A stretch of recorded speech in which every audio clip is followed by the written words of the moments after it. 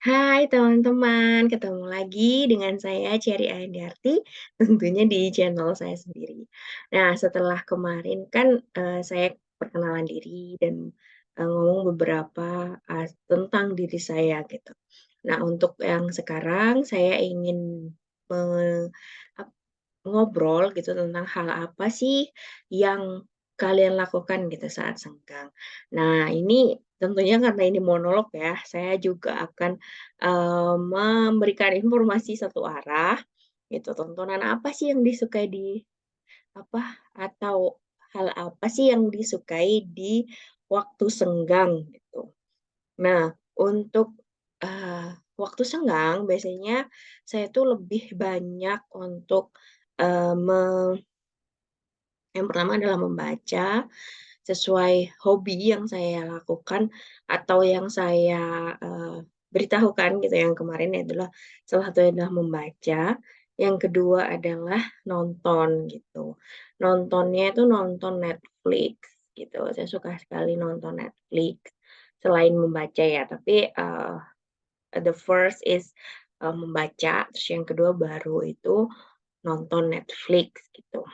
Baru tahun ini saya tuh subscribe namanya Netflix karena menurut saya tuh kayak sudah bosen gitu dengan hal-hal yang, tontonan yang ada di YouTube gitu. Saya pengen yang agak premium gitulah, yang memang tidak ada di YouTube gitu.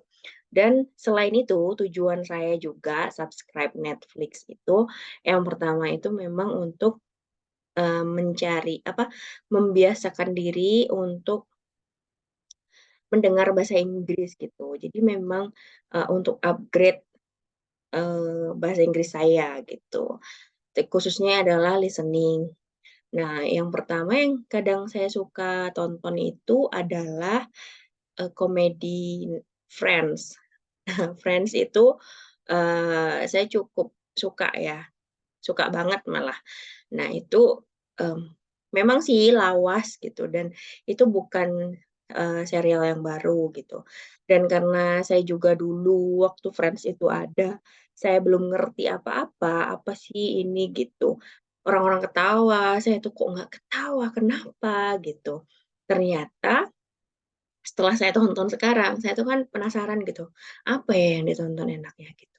Yang nggak, gitu mengikat kayak drakor gitu, tapi, bisa santai gitu, tapi menarik gitu. Jadi kan kadang ada yang santai tapi bosen gitu kan ya, dan kadang ya tertarik tapi nggak bisa di-stop gitu. Nah itu kan kayak jadi mengganggu agenda kita selanjutnya gitu.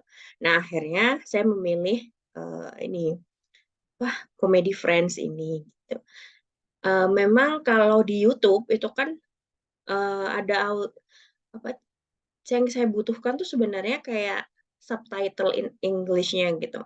Nah, itu saya butuhkan karena, eee, official gitu ada gitu dan memang itu adalah skrip yang benar gitu dan yang saya dengarkan dari mereka juga, oh ini loh yang mereka apa, omongkan gitu. Jadi ada subtitle English-nya.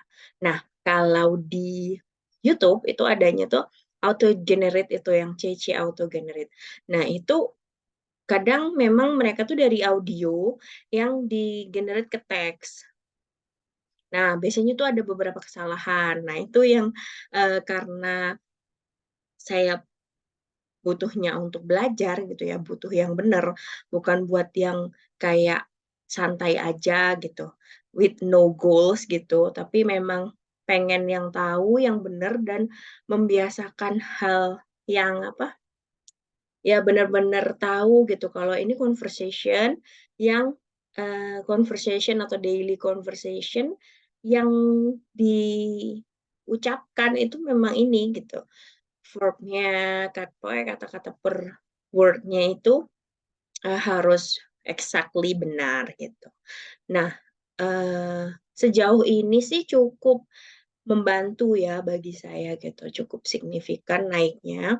Ya itu tapi untuk listening, kalau untuk grammar saya belum membuktikan sih. Kalau listening, ya, sejauh ini sangat membantu gitu dan membiasakan, Saya yang dulu tuh kayak susah banget mendengar, "Ini orang ini ngomong apa sih?" Kayak gitu.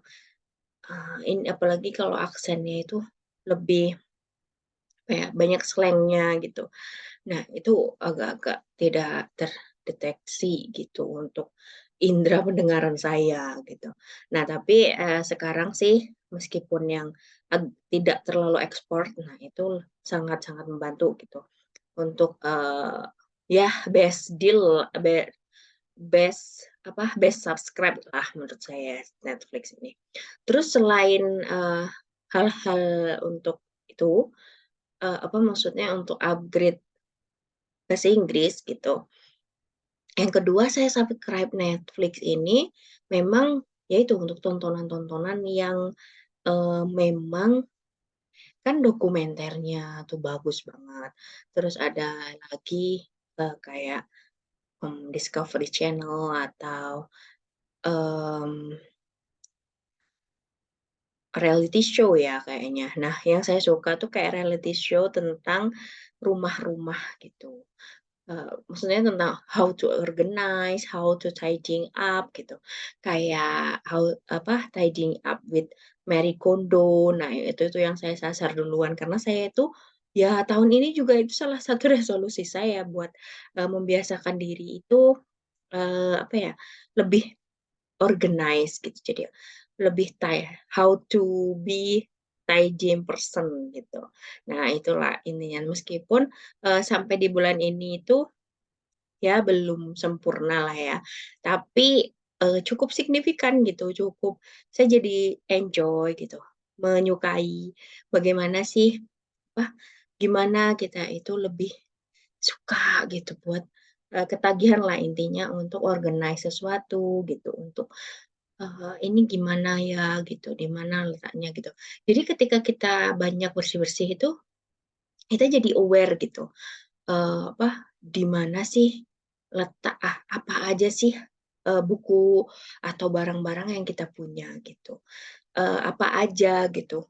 Dulu saya itu, dari pengalaman itu kayak banyak impulsive buying gitu loh, apalagi awal-awal waktu kerja ya.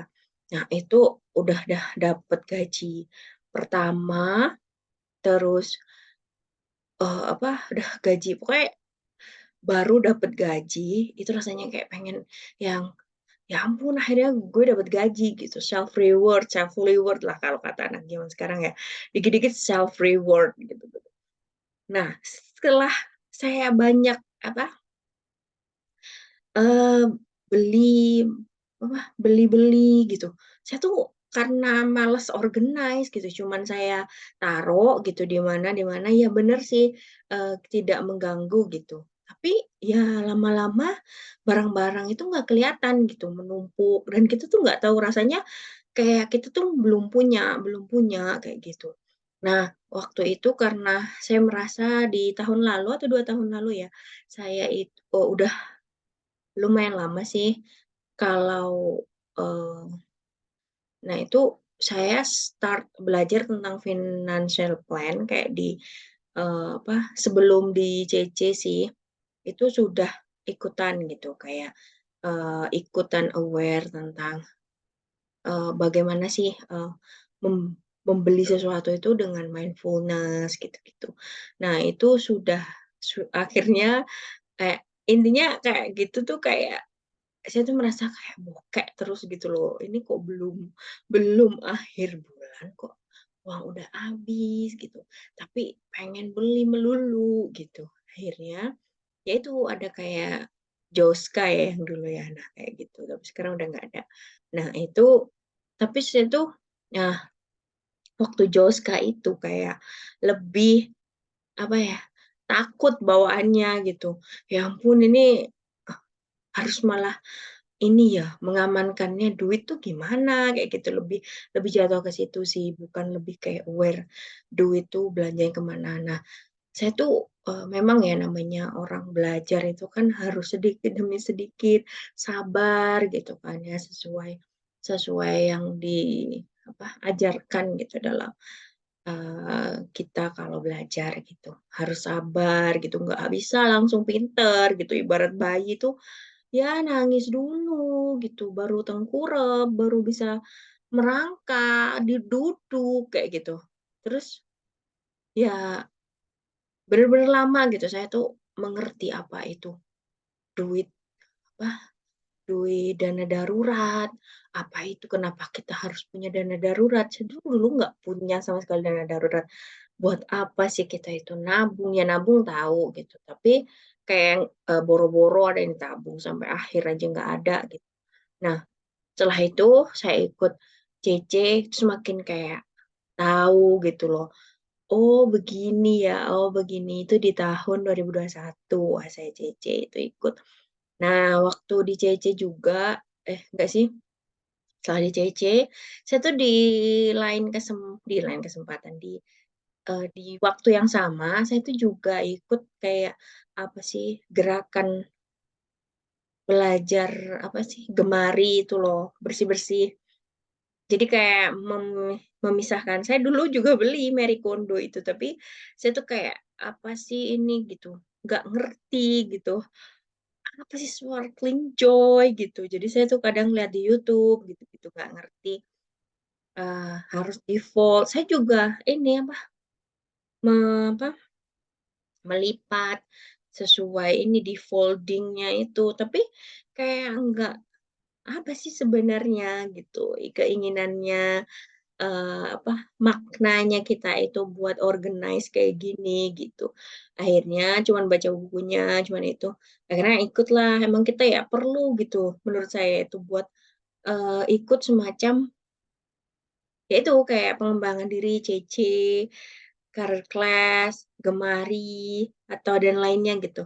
Memang kita tuh bisa belajar sendiri gitu kan ya, baca bisa belajar sendiri. Tapi dengan adanya mentor atau, ikut program-program berbayar itu bisa kayak booster gitu, booster kita tuh, eee, seumpama harus belajar ini bertahun-tahun kayak saya dulu lihat dari Joska, lihat dari apa, baca buku sendiri, itu lama banget dengan, gratis gitu kan ya. Itu kayak, "Apa sih ini?" Gitu. Nanya juga kan, kita ya bingung nanyanya paling ke komen orang gitu. Itu pun belum tentu di-notice ya. Akhirnya, itu, ikut itu ya karena memang, ya itu, gitu kayak shortcut gitu loh, bisa menyingkat gitu. Kita tuh belajar, jadi memang harus berbayar sih menurut saya ya. Makanya setiap, bener kata apa, Kak Ali ya tadi, career class kan harus ada apa, budget kita tuh buat, belajar-belajar kayak gitu, gitu. Karena ya waktu itu mahal gitu loh, waktu itu mahal gitu, gimana kita itu kalau mau belajar begitu ya di-shortcut gitu. Kalau bisa gitu, kalau kita ada budget, ya kita shortcut gitu, kita belajar langsung sama ahlinya gitu. Kalau belajar sendiri ya memang bagus, memang lebih puas gitu. Tapi ya sampai kapan, iya kalau kita istiqomah gitu. Istiqomah, konsisten gitu. Tapi kalau tidak, ya nggak ada yang menjamin gitu, kita kan sampai titik akhir kita mengerti, kayak gitu. Terus, oh ya kembali lagi ya, nah kalau ke Gemari itu kayak dikasih tahu kan, begini loh, begini begini begini, kita kita apa, barang tuh harus dibagi 3 gitu, 3 3 apa, 3 organize, maksudnya 3 kelompok gitu. Yang pertama adalah, gimana benda itu yang akan kita fungsikan gitu, kita masih make gitu, dan benar-benar kita pakai, dan masih sparkling joy gitu kan istilahnya. Nah, kayak di apa, Marie Kondo, nah itu baru saya ngerti itu di situ, is it sparkling joy gitu ketika kita lihat gitu, apakah ini itu, bener-bener bahagia gitu kita pakai, kita gunakan ataukah dia itu sedih gitu, kita bahkan nggak notice keberadaan benda ini, bahkan kita nggak pernah pakai gitu, gimana benda itu mau bahagia gitu. Mungkin di bahkan mungkin kita bisa kasih ke owner lain, ke orang lain gitu. ke pemilik baru. Mungkin dia lebih akan jadi sparkling joy gitu. Jadi ada dibagi 3 gitu ya. Yang pertama yaitu yang sparkling joy yang kita pakai, ada juga yang, kedua adalah, yang kita apa, kita mau donasikan gitu.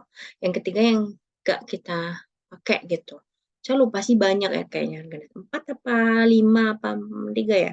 Nah, 4 kayaknya, yang keempat itu yang ada oh enggak. Jadi kayak buku ini seumpama ada nih organisasinya dapur sendiri. Nah, kamar itu sendiri, nanti terus baju-baju sendiri, buku sendiri gitu. Nah, itu kategori ya. Nah, kalau nanti kita bagi pas pas apa? Pas membersihkan atau kita pas bersih-bersih nih, decluttering ya namanya. Nah, itu kita bagi 3 lagi gitu. Buku ini apakah masih dipakai, tadi yang sparkling joy apa enggak.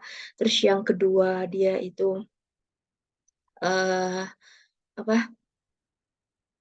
layak nggak buat didonasikan gitu. Terus yang ketiga dibuang aja gitu.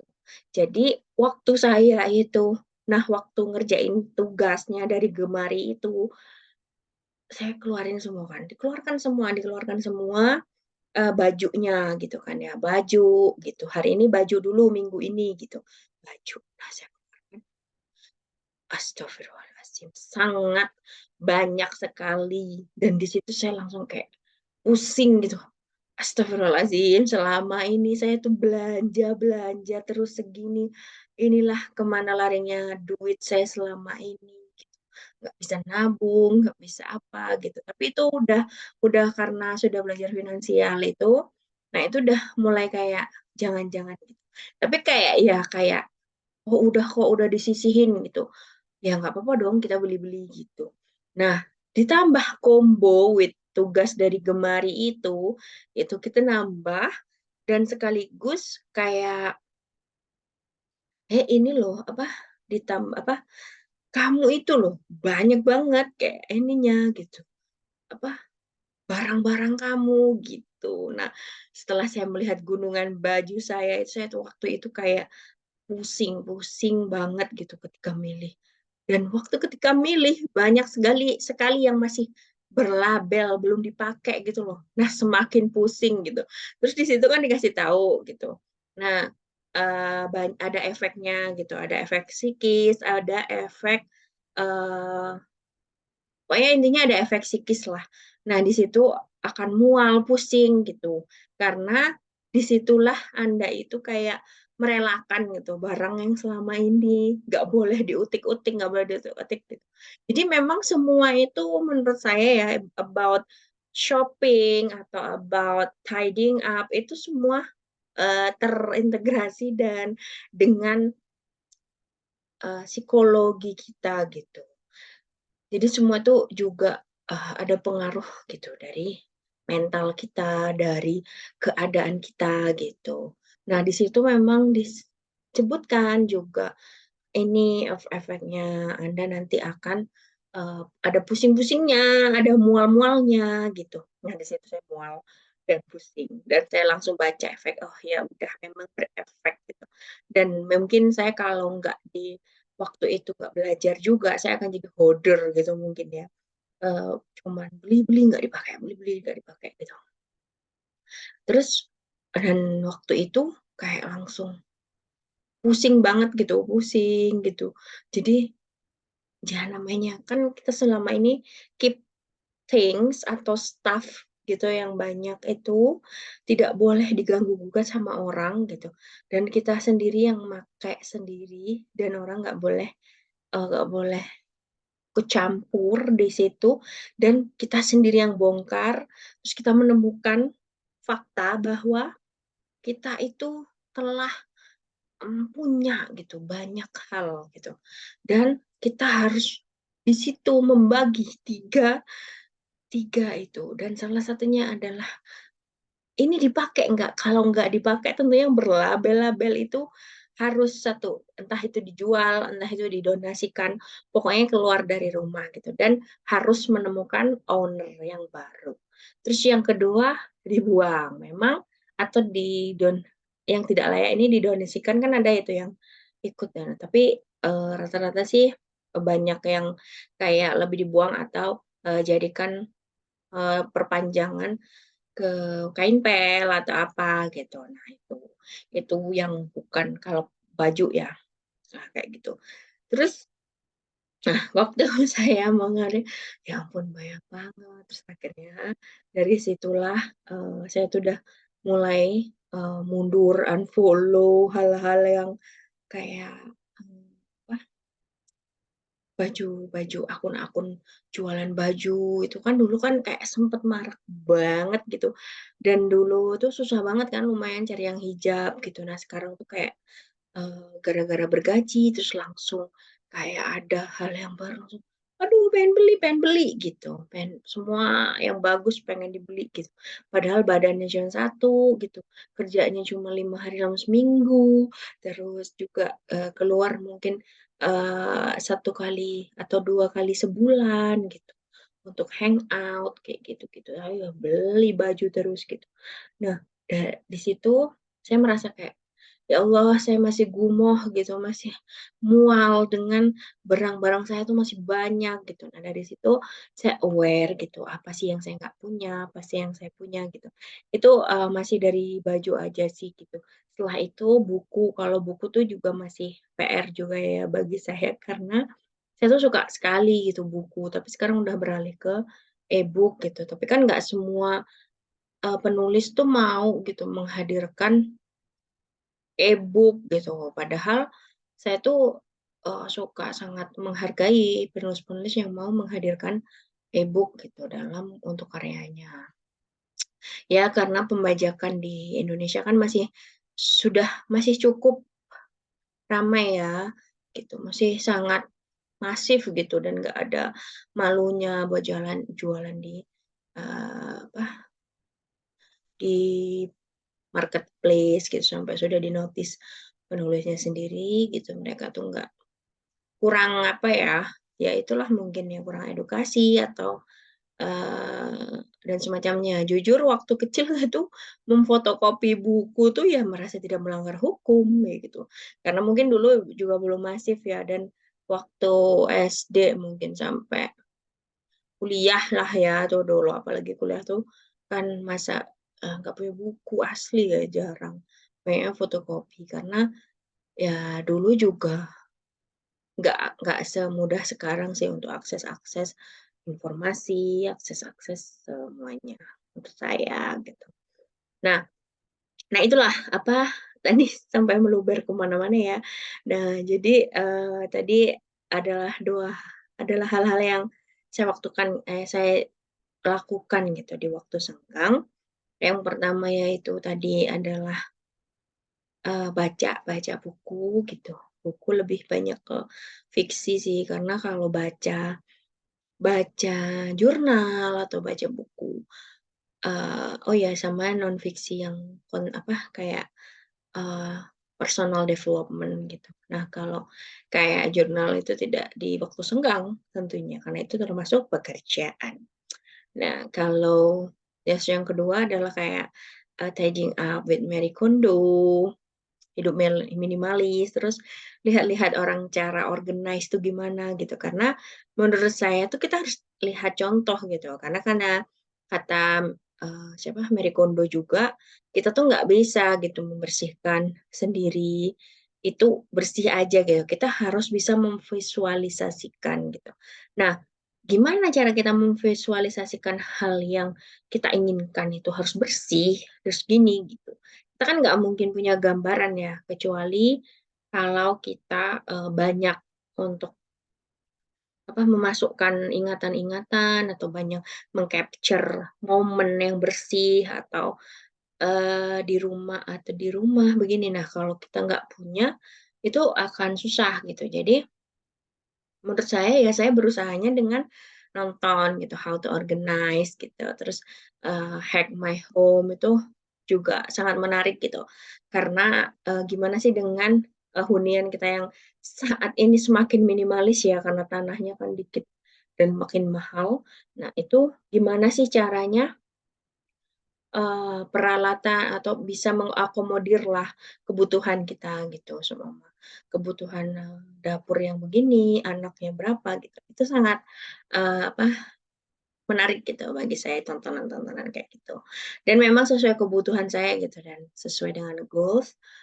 Lalu ada hidup minimalis gitu, gimana kita nanti, di sana juga bilang kalau, declutter declutter atau mengurangi barang-barang yang kita punya, itu tuh nggak harus satu kali gitu, satu kali langsung gitu. Kita bisa, dengan satu kali declutter satu barang sehari gitu. Nah, itu bikin kita nggak overwhelmed gitu. Karena, saya tuh jujur sebelumnya tuh sangat, overwhelmed dengan bersih-bersih gitu, dengan hal yang banyak gitu, langsung saya lakukan gitu, sehari ini hari bersih-bersih. Padahal kotorannya tuh yang sebulan mungkin ya, atau 2 bulan gitu, baru digarap satu. Nah, itu yang membuat saya tuh benci dengan bersih-bersih gitu. Nah, makanya sekarang saya ingin menikmati, ingin lebih mindful gitu, punya barang apa aja, dengan bersih-bersih kan kita sudah tahu gitu apa. Sama lihat-lihat gitu, apa sih yang benar-benar kita butuhkan gitu. Dan, kita jadi lebih sehat gitu secara mental, secara fisik gitu. Kalau kita tuh, tiap hari cicil buat bersih-bersih gitu. Ya meskipun belum sempurna gitu, tapi kan, setidaknya kita sudah menuju ke situ gitu, tidak hal yang tidak mungkin gitu, kita akan, mencapainya kelak. Baik, karena sudah lebih dari 20 menit saya untuk me apa, ngobrol dengan kalian gitu. Semoga ada manfaatnya lah ya saya bermonolog ini kalau ada yang menonton dan, terima kasih. Kita akan bertemu lagi, di, video yang lain.